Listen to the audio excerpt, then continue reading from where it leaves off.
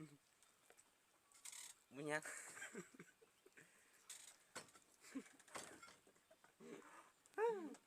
เสียบอีเลยเว้ย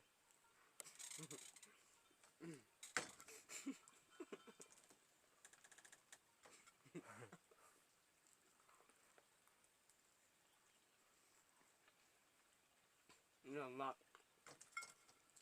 แนวมักเว้ยกูจำก่อน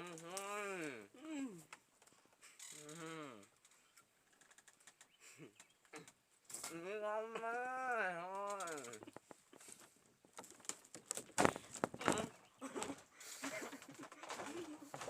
น้ำซุปเลย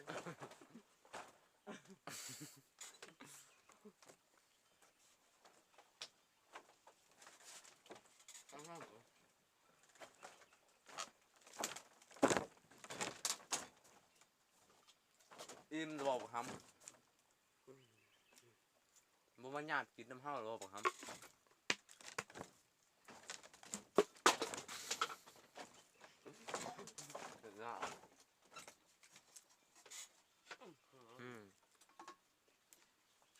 บ่มียังกินจำถ้วยเป้าอดเอาตัวเพื่อนนี่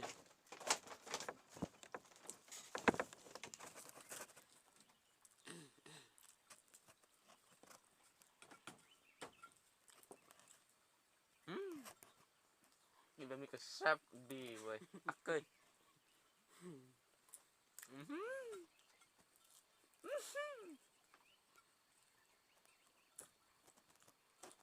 แซ่บอีหลีแบบนี้นะแซ่บยกโป